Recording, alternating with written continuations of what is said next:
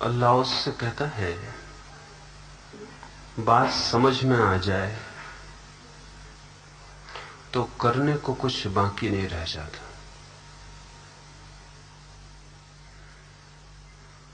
समझ ही फिर करवा देती है जो करने योग्य है, और जो करने योग्य नहीं है वो गिर जाता है, झड़ जाता है, जैसे सूखे पत्ते वृक्ष से गिर जाएं।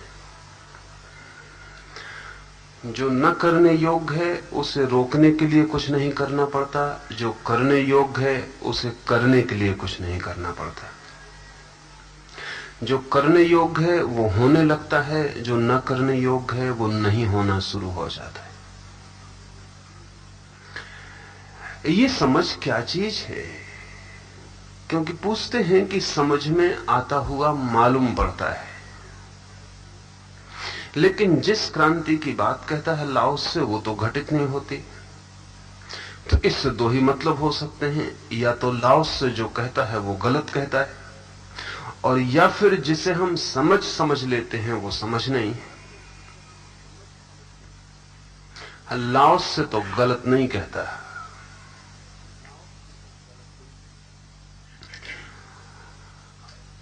अल्लाह से तो इसलिए गलत नहीं कहता कि उसने जो कहा है वो अकेले उसने ही नहीं कहा है। इस पृथ्वी पर जितने भी जानने वाले लोग हुए उन सब ने वही कहा है। जिन्हें लाओसे का पता भी नहीं है, चाहे यूनान में सुकरात कहता हो तो यही कहता है।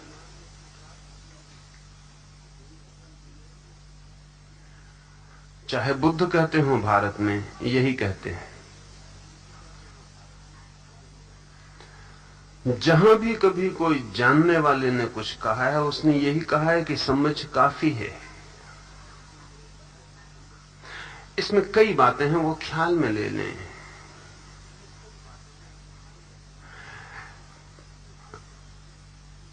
और तब ये समझ में आ सकेगा कि अगर क्रांति घटित नहीं होती तो जिसे हम समझ रहे हैं वो समझ नहीं है। पहली बात तो ये कि जो गलत है वो हमसे क्यों होता है, जो सही है वो हमसे क्यों नहीं होता। इसके पीछे कारण नासमझी है या कोई और? अगर नासमझी ही कारण है तो समझ से मिट जाएगा। अगर नासमझी से भी अलग कोई कारण है तो समझ से नहीं मिटेगा।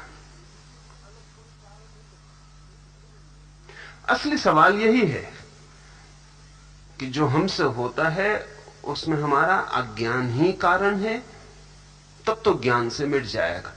इस कमरे में से मैं निकलता हूं और दीवार में मेरा सिर टकराता है, इसका कारण कमरे में अंधेरे का होना ही अगर है, तो प्रकाश होते से ही ये सिर का टकराना रुक जाएगा, रुक ही जाना चाहिए। अगर प्रकाश हो जाने पर भी मैं वैसा ही टकराता हूं दीवार से जैसा अंधेरे में टकराता था, तो उसका मतलब दो ही हुए। उसका या तो मतलब यह हुआ कि प्रकाश हुआ नहीं है, मैंने समझा है नहीं, और या उसका ये अर्थ हुआ कि दीवार से टकराने का कोई संबंध अंधेरे से ना था, कोई और ही बात थी, अंधेरे और प्रकाश से कोई लेना देना ना था। अगर और कोई बात है जो ज्ञान से भी नहीं मिटती तो फिर तो कभी नहीं मिटेगी। जो चीज ज्ञान से नहीं मिट सकती है फिर वो किस चीज से मिटेगी? फिर उसे कौन मिटाएगा? क्योंकि ज्ञान से ऊपर हमारे भीतर कुछ भी नहीं है, ज्ञान से श्रेष्ठ हमारे भीतर कुछ भी नहीं है। अगर ज्ञान से भी नहीं मिटता है कुछ, तो हम कहते हैं कर्म से मिटेगा, तो कर्म कौन करेगा? वो तो अज्ञानी करेगा कर्म।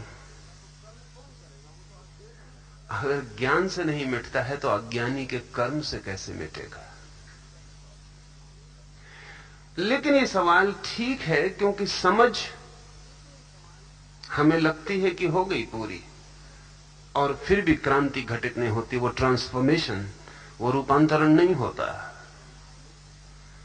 तो अब ये समझना पड़ेगा कि समझ भी दो तरह की हो सकती है। एक समझ जो सिर्फ प्रतीत होती है, एपेरेंटली मालूम पड़ती है कि समझ है। हमारे पास समझ का एक यंत्र है, बुद्धि। बुद्धि के द्वारा हम किसी भी चीज को तर्क युक्त रूप से समझ सकते हैं। अगर ठीक तर्कबद्ध विचार प्रस्तुत किया जाए, उसमें कोई तर्क की भूल ना हो, तो बुद्धि समझ लेती है कि ठीक है, समझ में आ गया।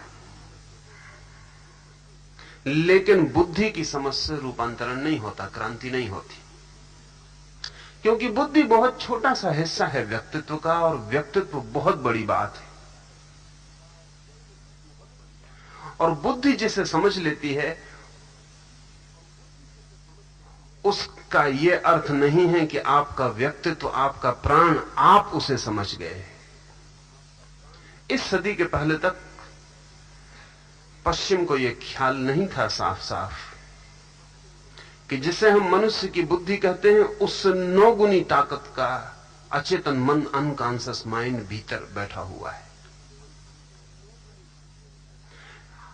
आपको मैंने समझाया कि क्रोध बुरा है, आपकी समझ में आ गया। लेकिन जिस बुद्धि की समझ में आया, उसने कभी क्रोध किया ही नहीं।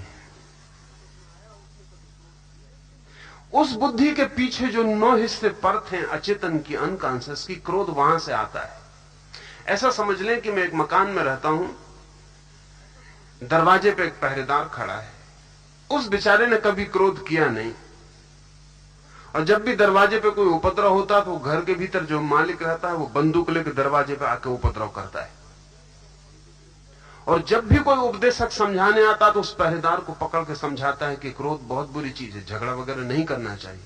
वो कहता है कि मेरी भी समझ में आता है, मैं भी देखता हूं कि जब उपद्रव होता है, वो मालिक भीतर से आता है तो भारी खून खराबा हो जाता है। मैं बिल्कुल समझता हूं, मेरी समझ में बिल्कुल आता है। मगर ये उपदेशक को पता नहीं कि जिसको वो समझा रहा है उसने कभी उपद्रव किया नहीं, और जिसने उपद्रव किया है, इस पहरेदार से उसका कोई कम्युनिकेशन नहीं है, इससे कभी उसकी मुलाकात ही नहीं होती। और जब वो मालिक बंदूक लेके आता, तब ये पहरेदार हाथ पर झुका के, सिर झुका के उसके चरणों में पड़ जाता है, क्योंकि वो मालिक है। और जब वो चला जाता, तब पहरेदार अपनी कुर्सी पे बैठ के झपकी खाता रहता और सोचता है कि बहुत बुरी बात है, क्रोध होना नहीं चाहिए। आप जिस बुद्धि से समझ रहे हैं, अगर हम आपके मन के 10 खंड कर दें, तो 1 खंड समझ का है और 9 खंड अंधेरे में पड़े। जीवन का सारा उपद्रव अंधेरे खंडों से आता है। जब आपके भीतर काम वासना पैदा होती है, तो आपके उन 9 हिस्सों से आती है। और जब ब्रह्मचर्य की आप किताब पढ़ते हैं, तो वो 1 हिस्सा पढ़ता है, पहरेदार। आप ब्रह्मचर्य की किताब पढ़ के रख देते हैं, बिल्कुल जज जाती है कि बात बिल्कुल ठीक है, लेकिन उस जजने से कुछ नहीं होता। जब वो भीतर के 9 हिस्से काम वासना से भरते हैं, तब इस 1 हिस्से की कोई ताकत नहीं है, वो इसको एक तरफ हटा के बाहर आ जाते। इसके जुम्मे एक ही काम है कि जब वक्त मिले तो समझने का काम करे, और जब फिर वक्त मिले तो पश्चाताप करे। ये जो 1 हिस्सा मन, इसकी कोई सुनवाई नहीं है। ध्यान रहे कि मन में जितना गहरा हिस्सा होता है, उतना ताकतवर होता है। परिधि पर, सरकमफ्रेंस पर ताकत नहीं होती, ताकत सेंटर में होती है। जिसको हम बुद्धि कहते हैं, वो हमारी सरकमफ्रेंस है, परिधि है, घर के बाहर का परकोटा है। वहां कोई खजाने नहीं रखता। खजाने तो उस तिजोरी में दबे होते हैं जो घर का भीतरी से भीतरी अंतरंग है। तो हमारे जीवन की ऊर्जा तो अंतरंग में छिपी है, और बुद्धि हमारे दरवाजे पर खड़ी है। इसी बुद्धि से पढ़ते हैं, इसी बुद्धि से सुनते हैं, इसी बुद्धि से समझते हैं। तो लाओ से जब कहता है समझ में आ जाए तो रूपांतरण हो जाता है, तो वो कह रहा है उस सेंटर की समझ में आ जाए, वो जो आपके भीतर अंतरस्थ बैठा हुआ अंतिम मालिक है, उसकी समझ में आ जाए तो क्रांति हो जाती। अब हमारी कठिनाई भी स्वाभाविक है, वास्तविक है कि हमें लगता है समझ में आ गया, फिर क्रांति तो होती नहीं, हम वहीं के वहीं खड़े रह जाते हैं। और इस तथाकथित समझ से और एक उपद्रव शुरू होता है। वो उपद्रव ये होता है कि अब हम द्वैत में बढ़ जाते हैं। मन भीतर से कुछ करवाता है, हम कुछ करना चाहते हैं, वो कभी होता नहीं, होता वही है जो भीतर से आता है। और फिर आखिर में पश्चाताप और दीनता और हीनता मन को पकड़ती, और अपनी ही आंखों में आदमी गिरता चला जाता है। उसे लगता है कि मैं कुछ भी नहीं, किसी कीमत का नहीं। तो ये जो समझ है हमारी, अल्लाह से इसके संबंध में नहीं कह रहा है, ये इंटेलेक्चुअल जो अंडरस्टैंडिंग है, ये धोखा है समझ का। ये ऐसा ही है जैसे कोई कहे कि अगर वृक्ष को जल मिल जाए तो उसमें फूल आ जाते, हम जाके वृक्ष के पत्तों पर जल छिड़काएं, फिर फूल ना आए। तो हम कहें कि हमने तो जल छिड़का, फूल नहीं आए, जाहिर है कि जिसने कहा था गलत था। और या फिर हमने जो जल छिड़का वो जल न था। स्वभावतः हमारे सामने सवाल उठेगा, फूल तो नहीं आए। लेकिन जिसने कहा था वृक्ष को जल मिल जाए तो फूल आ जाते हैं, उसने कहा था वृक्ष की जड़ों को, रूट्स को। ये मजे की बात है कि वृक्ष के पत्ते को आप जल दें तो जड़ों तक नहीं पहुंचता, जड़ों को जल दें तो पत्ते तक पहुंच जाता है। क्योंकि पत्तों के पास कोई यंत्र नहीं है कि जड़ों को रूट्स तक पहुंचा दे, जड़ों तक पहुंचा दे जल को। जड़ों के पास यंत्र है। जड़ें केंद्र हैं वृक्ष की, पत्ते तो परिधि हैं। इसलिए पत्ते रहें कि गिर जाएं नॉन एसेंशियल है, दूसरे पत्ते आ जाएंगे। लेकिन जड़ें चली जाएं तो दूसरी जड़ें लाना बहुत मुश्किल है, असंभव है। तो दो बात समझ लें। एक तो यह कि जिसको आप समझ कहते हैं वो केवल तार्किक, शाब्दिक, बौद्धिक है, आंतरिक नहीं, आत्मिक नहीं, समग्र नहीं। आपके प्राणों तक वो जाती नहीं, और इसलिए रूपांतरण नहीं होता। बात बिल्कुल समझ में आ जाती है और आप वहीं के वहीं खड़े रह जाते हैं, कहीं कोई फर्क नहीं पड़ता। तो अब क्या करें, वो समझ हम कैसे लाएं जो समझ जड़ों तक जाए।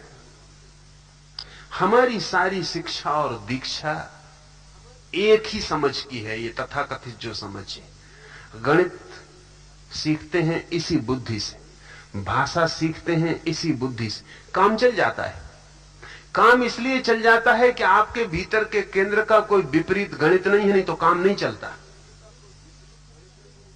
आपके इनरमोस्ट सेंटर का अपना अगर कोई मैथमेटिक्स होती तो आपके स्कूल कॉलेज सब दो कौड़ी हो जाते। लेकिन उसके पास कोई मैथमेटिक्स नहीं है, इसलिए आप स्कूल में गणित सीख लेते हैं, भीतर से कोई विरोध नहीं होता। आप 2 2 4 जोड़ते रहें, भीतर कोई कहने वाला नहीं कि 2 2 5 होते हैं।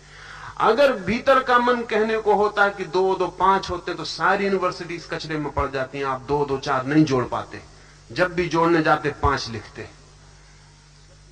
इसलिए विश्वविद्यालय सफल है, काम चलाओ दुनिया के लिए, क्योंकि गणित हमारी ईजाद है, भाषा हमारी ईजाद है। जो भी हम सिखा रहे हैं स्कूल में वो आदमी की ईजाद है। अगर हम आदमी को न सिखाएं तो वो आदमी में होगा ही नहीं। अगर हम एक बच्चे को भाषा न सिखाएं तो वो बच्चा अपने आप भाषा नहीं बोल पाएगा। लेकिन एक बच्चे को क्रोध सिखाने की जरूरत नहीं है, वो अपने आप क्रोध सीख लेगा। अगर हम एक बच्चे को गणित ना सिखाएं तो दुनिया में कोई उपाय नहीं है कि वो गणित सीख ले। लेकिन सेक्स या काम वासना सिखाने के लिए किसी विद्यापीठ की जरूरत नहीं पड़ेगी। उसे जंगल में डाल दो, खड्ड में, वहां भी वो सीख लेगा। सीख लेने का सवाल नहीं, वो भीतर से आएगा। इसका मतलब यह हुआ कि जीवन में जो चीज भी भीतर से आती है उसी के मामले में अड़चन में पड़ते हैं आप। जो भीतर से नहीं आती बाहर की, उसमें अड़चन में नहीं पड़ते। आप कोई भी भाषा सीख लेते हैं, वो ऊपर का काम है, भीतर का मन उसके विरोध में नहीं है। चल जाता है। तो स्कूल, कॉलेज, विश्वविद्यालय आपको जो शिक्षा देते हैं, मन का ऊपरी हिस्सा ट्रेन कर देते हैं। वो कठिनाई तब शुरू होती है जब आप जिंदगी को भीतर से बदलना चाहते हैं, तभी इसी ऊपरी हिस्से का उपयोग करते हैं। बस वहीं अड़चन हो जाती है। सोचते हैं क्रोध न करूं, ये आप उसी हिस्से से सीखते हैं जिससे गणित सीखा था। ये क्रोध का मामला बहुत दूसरा है, गणित का मामला बहुत दूसरा है। गणित आदमी की इजाद है, क्रोध अगर किसी की इजाद है तो वो प्रकृति की, आदमी की नहीं।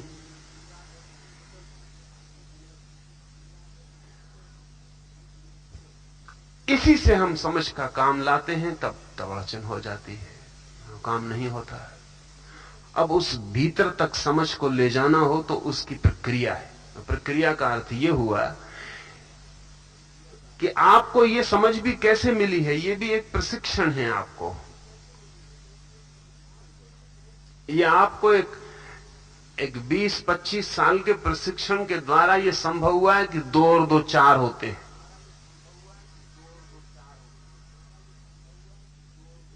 मुल्ला नसरुद्दीन एक दिन अचानक अपने रास्तों पर देखा गया कि बहुत शानदार कपड़े पहने हुए, हाथ में हीरे की अंगूठी लगाई हुई। लोग चकित हुए, लोगों ने घेर लिया कि मुल्ला क्या हुआ। उसने कहा कि लॉटरी हाथ लग गई। पर कैसे लगी?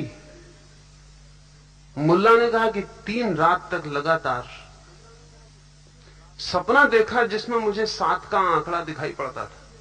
3 रात। तो मैंने सोचा 7 या 28, मैंने नंबर लगा दिया। पर लोगों ने कहा, अरे मुल्ला क्या कह रहा है, 7 या 28, 7 या 21 होते। मुल्ला ने कहा होते होंगे, लेकिन लॉटरी 28 पे मिली। इससे कोई लॉटरी मिल गई 28 पे।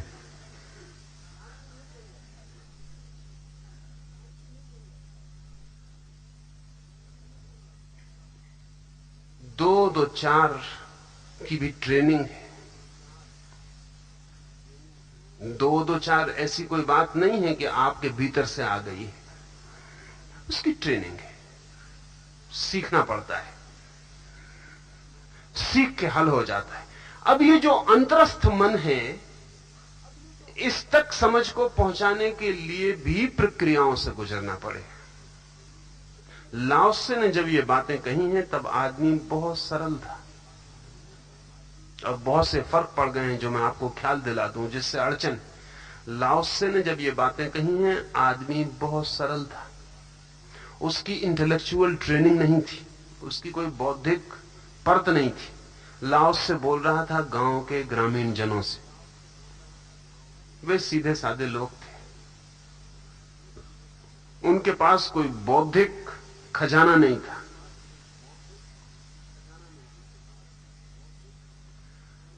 प्रकृति के सीधे करीब थे, निर्दोष थे। लाओ त्से उनसे बोल रहा था। लाओ त्से अगर आपसे बोले तो सबसे पहला सवाल यही होगा जो विजय ने पूछा, यही सवाल होगा। कि समझ में तुम्हारे आपकी बात आ गई। लाओ त्से जिनसे बोल रहा था वो ये सवाल कभी नहीं उठाए। लाओ त्से और च्वांग त्से के हजारों संस्मरणों में ये सवाल एक आदमी ने नहीं उठाया है कि हमारी समझ में तो आ गया लेकिन जिंदगी नहीं बदलती। हां, ये सवाल बहुत लोगों ने उठाया है कि हमारी समझ में नहीं आता, समझाएं। फर्क समझ रहे हैं? वो ये सवाल उठाते हैं बहुत लोग कि हमारी समझ में नहीं आया, आप फिर से समझा दें। तो लाओ त्से फिर से समझाएगा। एक बार ऐसा हुआ कि एक आदमी रोज सुबह आया, 21 दिन तक आया, और रोज सुबह आके वो कहता कि लाओ त्से से कि तुमने जो कहा था वो मैं भूल गया, तुमने जो कल कहा था फिर से समझा दो। 1 दिन, 2 दिन, 3 दिन, 4 दिन। फिर लाओ त्से के एक शिष्य मातसु को हैरानी हुई। उसने उस आदमी को जब 5वें दिन फिर आते देखा तो उसने उसको झोंपड़े के बाहर रोका और कहा कि क्या मामला है। उसने कहा वो मैं भूल गया, वो जो कल समझाया था तो मैं फिर समझने आया। तो उसने कहा तू भाग जा, तू भीतर मत जा, क्योंकि एक पागल तू है और दूसरा पागल हमारे पास लाश से है। तू अगर जिंदगी भर भी आता रहा तो वो समझाता रहेगा। 5 दिन 4 दिन से मैं भी देख रहा हूं कि तू वही का वो सवाल ले आता है, वो वही का वो सवाल समझाने बैठ जाता है।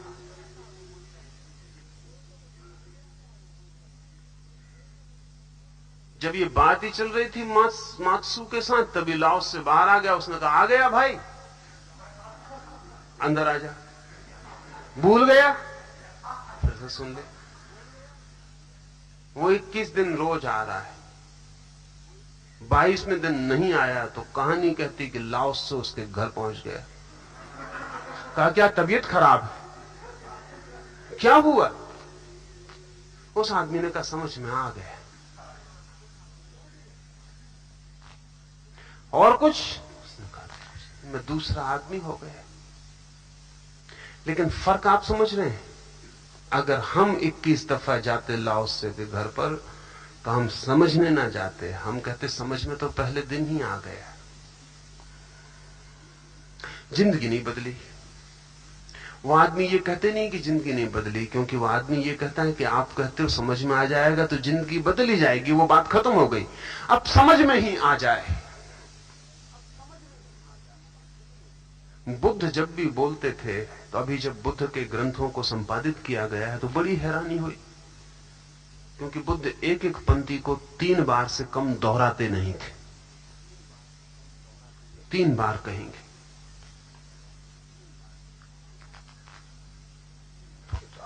3 बार छापो तो नाहक 3 गुनी किताब हो जाती और पढ़ने वाले को भी कठिनाई होती। तो राहुल शंकरतैन ने जब पहली दफा हिंदी में विनय पिटक का पूरा संग्रह किया तो हर पंक्ति के बाद निशान लगाए उन्होंने। निशान बाहर सूची बना दी, फिर से वही उसका निशान, फिर से वही उसका निशान, फिर से वही डिट्टो। पूरी किताब निशान से भरी हुई है। क्या बात क्या थी? बुद्ध क्यों इतना दोहरा रहे हैं?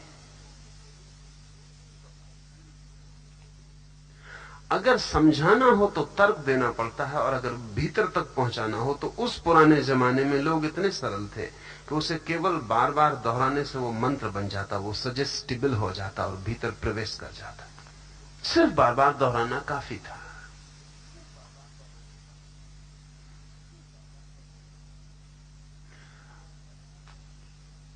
जितनी बार दोहराया जाए उतना भीतर प्रवेश करने लगता है।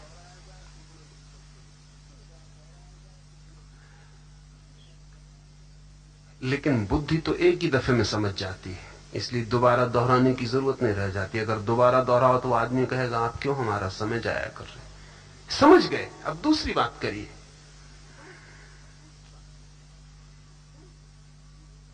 आज भी जो लोग अनकॉन्शियस माइंड के साथ काम करते हैं वो सिवाय दोहराने के और कुछ नहीं करते।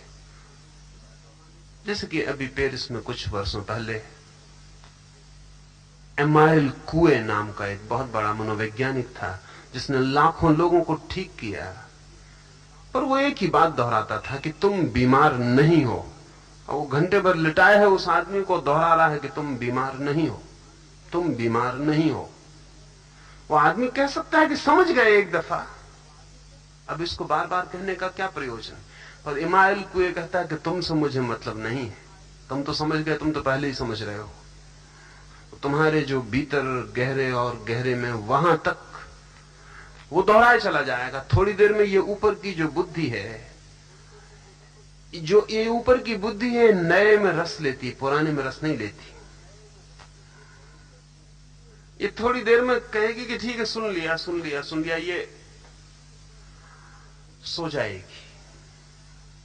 हिप्नोसिस का कुल इतनी मतलब है, ये सो जाएगी। ये ऊपर की जो बुद्धि है ऊब जाएगी, ये परेशान हो जाएगी कि क्या कहे चले जा रहे हो कि तुम बीमार नहीं हो। ये थोड़ी देर में सो जाएगी, लेकिन कुएं कहता चला जाएगा। और जब ये सो जाएगी तो इसके पीछे की जो परत है वो सुनने लगेगी। थोड़ी देर में वो भी ऊब जाएगी, वो भी सो जाएगी, तो उसके पीछे की जो परत है वो सुनने लगेगी। और ये कुएं दोहराए चला जाएगा ये तब तक दोहराया चला जाएगा जब तक आपके भीतरी केंद्र तक ये खबर न पहुंचा दे कि तुम बीमार नहीं हो। और अगर ये भीतरी केंद्र तक खबर पहुंच जाए, वो केंद्र अगर मान ले कि मैं बीमार नहीं हूं, तो बीमारी समाप्त हो गई। अब इसके लिए मंत्रों का, ध्यान का, तंत्र का न मालूम कितना कितना आयोजन करना पड़ा। बाद में करना पड़ा जबकि लोग ज्यादा सोफिस्टिकेटेड हो गए। लाओत्से के वक्त में कोई जरूरत ना थी। लाओत्से के वक्त तक कोई जरूरत ना थी। लोग सरल थे और उनके अंतरस्थ मन का द्वार इतना खुला था और बुद्धि का कोई पहरेदार न था कि कोई भी बात लाओत्से जैसा आदमी कहता तो भीतर प्रवेश कर जाती। इस सब का इंतजाम था। लाओत्से के पास जाता ही कोई तब था जब वो श्रद्धा करने को राजी हो। लाओत्से के पास अगर कोई जाता हो तर्क करने को उत्सुक होता, तो लाओत्से कहता कि अभी तू फला गुरु के पास जा, थोड़े दिन वहां रहे। अभी मैं एक सूफी फकीर का जीवन पढ़ता था। अजनबी एक सूफी फकीर था। गांव का एक बहुत बड़ा पंडित, एक बड़ा व्याकरण का ज्ञाता अजनबी को सुनने आया तो उसने देखा कि वो व्याकरण वगैरह जानता नहीं, ठीक से भाषा उसे आती नहीं। तो उस पंडित ने कहा कि पहले तो लोगों को जिनको आप समझा रहे हैं ठीक से भाषा समझाइए, व्याकरण समझाइए, प्रारंभ से ही प्रारंभ करिए। ये आप क्या कर रहे हैं? आप इतनी ऊंची बातें कर रहे हैं, लेकिन न भाषा का ठिकाना न व्याकरण का। तो सूफी फकीर ने कहा कि तू रुक जा यहां। उस फकीर के चमत्कारों की बड़ी कथाएं थी। वो पंडित रुक गया। सूफी ने उससे कहा कि बाहर झोपड़े के जो कुत्ते और बिल्लियां सांझ को इकट्ठे होते हैं, तू उनको व्याकरण सिखाना शुरू कर दे। उसे लगा तो कि ये पागलपन की बात है, लेकिन ये फकीर कह रहा और ये चमत्कारी है, शायद कोई राज होगा, शायद ये कुत्ते और बिल्लियां साधारण न हो, कुछ खूबी के हों, या फिर इसका कोई मतलब होगा। शायद इन्हें सिखाते सिखाते मुझे कुछ सीखने को मिल जाए। बात तो कुछ होगी ही, रहस्य इसमें कुछ होगा ही। उसने बेचारे ने सिखाना शुरू कर दिया। सरल से सरल पाठ सिखाता था, लेकिन कुत्ते बिल्ली थे कि नहीं सीखते थे। 6 महीने बीत गए, वो भी थक गया। फकीर कई बार पूछा कि कोई प्रगति, कोई प्रगति तो नहीं हो रही। फकीर ने कहा बिल्कुल प्रारंभ से प्रारंभ किया है ना, बिल्कुल प्रारंभ से प्रारंभ किया, इससे और आगे प्रारंभ भी नहीं होता।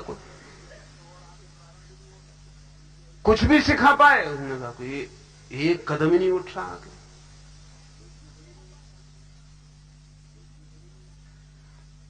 तो उस फकीर ने कहा क्या कठिनाई क्या है? उस पंडित ने कहा वो भाषा ही नहीं जानते, बोलने ही नहीं जानते। बोलना जानते हो तो मैं व्याकरण भी सिखा दूं। वो फकीर कहने लगा कि मैं जिस दुनिया की बातें कर रहा हूं, तुझे उस दुनिया की ना भाषा का पता है और ना व्याकरण का पता है।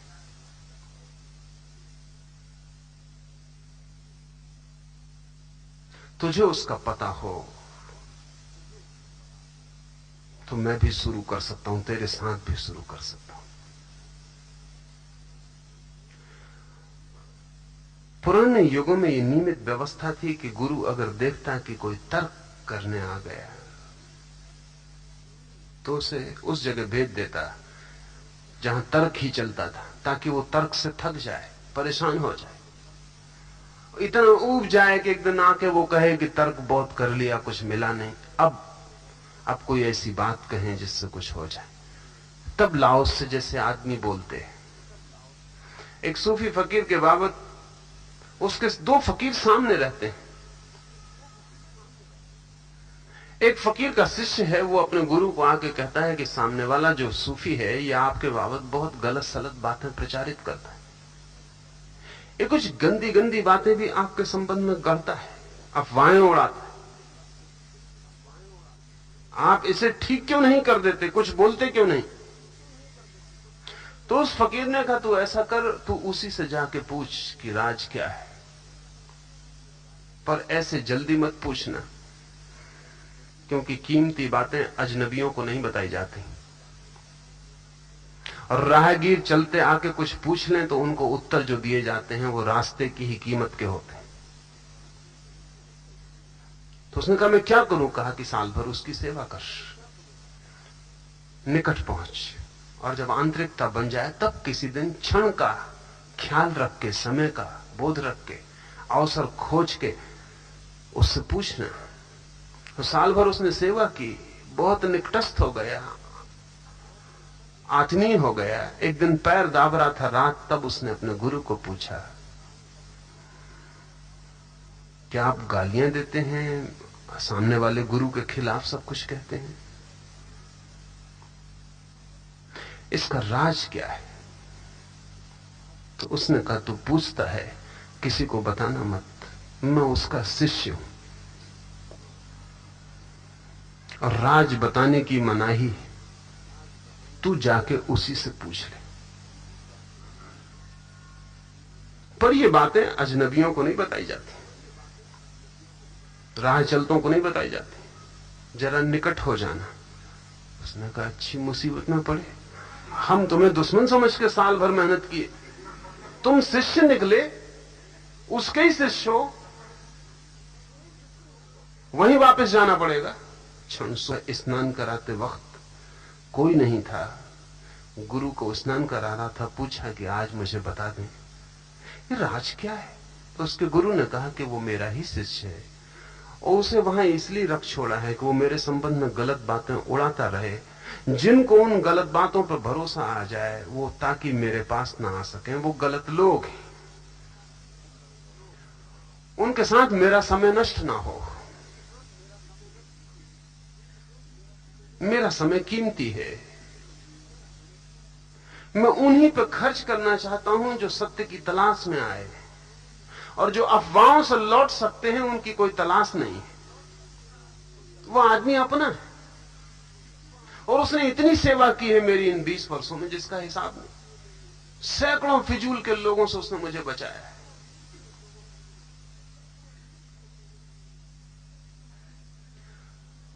ये नियमित व्यवस्था थी।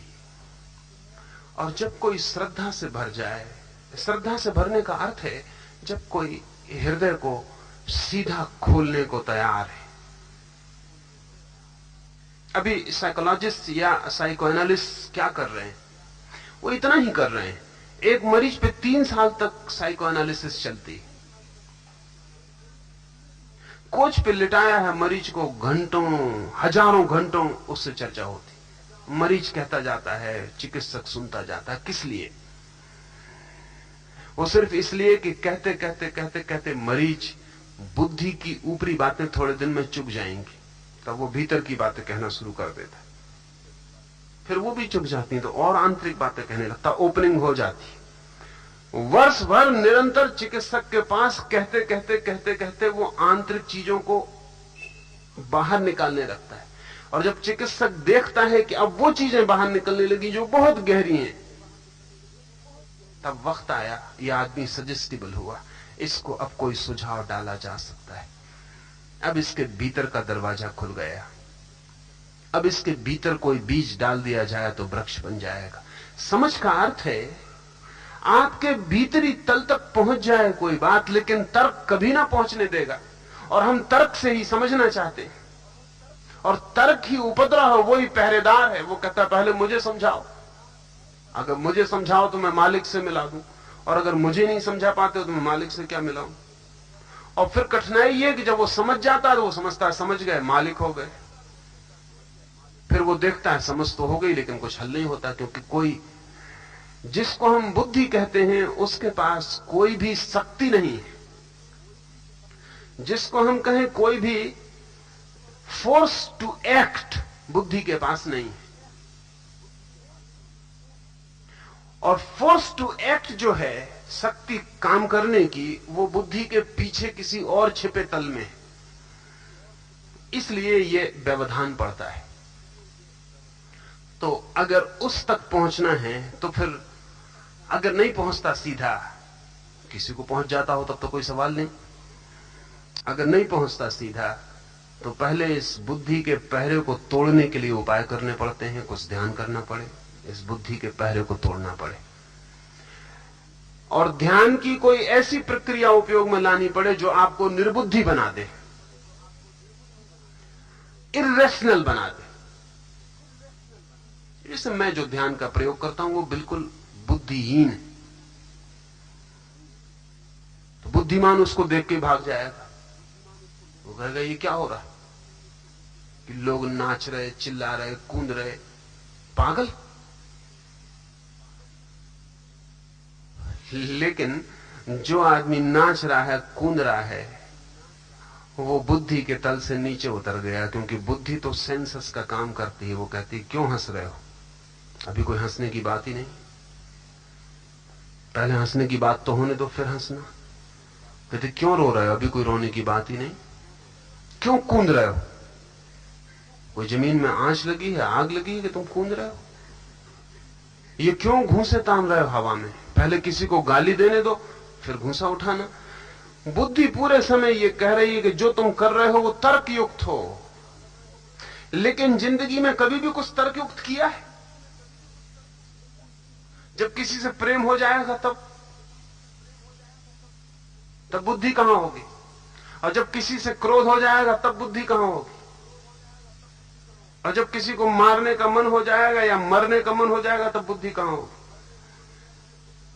तो जिंदगी की जहां असली जरूरतें हैं वहां तो बुद्धि होगी नहीं, और उन गहरे बिंदुओं तक आप कभी उतर ना पाएंगे बुद्धि की बात मान के चलेंगे। तो ध्यान के सब प्रयोग आपकी बुद्धि की परत को तोड़ने के प्रयोग हैं। वह आपकी एक दफा परत टूट जाए तो आप एकदम सरल हो जाते हैं, और जब आप सरल हो जाते हैं तो आपके पास एक अंतर्दृष्टि होती है जहां से चीजें साफ दिखाई पड़ती हैं। तब यह सवाल कभी नहीं उठता कि मेरी समझ में आ गया और क्रांति नहीं हुई। समझ में आ जाना ही क्रांति है।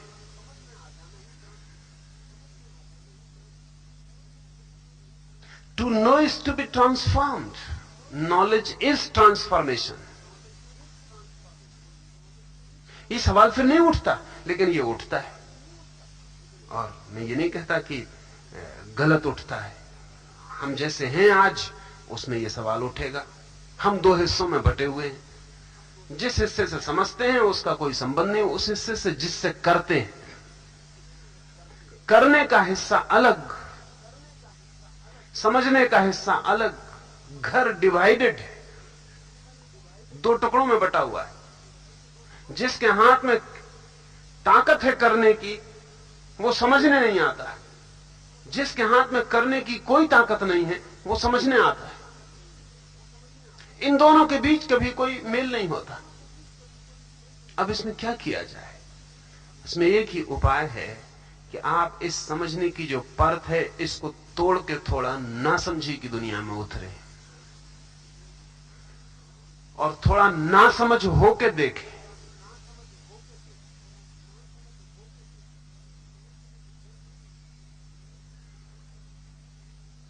तो आपके इन दोनों विभाजनों के बीच की दीवार धीरे धीरे गिरेगी और आप दोनों में आना जाना आपका शुरू हो जाएगा, और तब आप इंटीग्रेटेड होंगे, इकट्ठे होंगे, एक होंगे। और वो जो एक आदमी है वो जो भी समझ लेता है वही उसकी जिंदगी में फलित हो जाता है। हम दो हैं, और इसलिए हमारा जो सवाल है वो जिंदगी तक उलझता चला जाता है, और हर जिंदगी के बाद ज्यादा उलझ जाएगा, क्योंकि विभाजन बढ़ता ही चला जाता है। इस विभाजन को कहीं से तोड़ें। पिछले आबू के शिविर में एक मित्र, पढ़े लिखे, बड़े सरकारी एक पद पर, वो देखने आए थे। 2 दिन तो वो देख रहे थे। मुझसे आके कहा कि ये तो मैं न कर पाऊंगा, ये जो लोग कर रहे हैं ये मैं न कर पाऊंगा। तो मैंने कहा कि ये आप कैसे कहते हैं कि ना कर पाएंगे? करके देख के कह रहे हैं, बिना करे कह रहे हैं,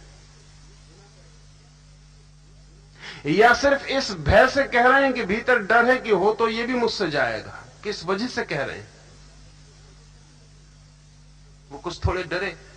पत्नी उनके साथ थी, उसकी तरफ देखा। मैंने उनकी पत्नी को कहा कि तुम जाओ, तुम्हारे सामने शायद वो अपनी बुद्धिमानी न छोड़ पाए, तुम हटो। वो कहने लगे, डर से ही कह रहा हूं, मुझे भी ऐसा लगता है कि अगर मैं भी कूद पड़ूं तो बहुत उपद्रव मचाऊंगा। फिर मैंने कहा, उसे मचाओ, एक दफा उसे मचा के देखो, तुम अपने नई ही सूरत से परिचित होगे। वही तुम्हारी असली सूरत है। वक्त बेवक्त पर वो निकल के बाहर आ जाती, लेकिन तब तुम उसके मालिक नहीं हो सकते, क्योंकि क्षण भर को आती फिर छिप जाती। मनोवैज्ञानिक कहते हैं क्रोध जो है वो टेम्पररी मैडनेस है। टेम्पररी है तो मैडनेस पूरी टेम्पररी है, थोड़ी देर रहती, इसलिए आपको पता नहीं चलता, फिर निकल गई। परमानेंट हो जाए आप पागल हो गए, लेकिन जो टेम्पररी वो कभी भी परमानेंट हो सकता। मैंने उनसे कहा, आप करें। उन्होंने कहा, हिम्मत जुटाऊं, कोशिश करूं। मैंने कहा, कोशिश हिम्मत की बात नहीं है। आप तो आंख पे पट्टी बांध के वो खड़े हो जाएं, और जब आने लगे तब भूल जाएं कि आप बड़े अधिकारी हैं और बड़े पढ़े लिखे हैं और समझदार हैं। तीसरे दिन वो कूद रहे थे। वो दूसरा ही व्यक्तित्व था। लौट कर उन्होंने मुझे कहा कि मैं इतना हल्का हो गया हूं कि उड़ जाऊं, इतना हल्का हो गया हूं, भीतर से न मालूम कितनी बीमारी बाहर निकल गई है। और अब मैं आपकी बात ज्यादा ठीक से समझ सकूंगा कि आप क्या कह रहे हैं। तो हमारे दिमाग पर जो बैठा हुआ एक पहरा है तथाकथित समझदारी का, उसे तोड़ना पड़े तो आपके भीतर वो समझ आ सकेगी। तो पहले ये तथाकथित समझ को तोड़ने के लिए कुछ करें।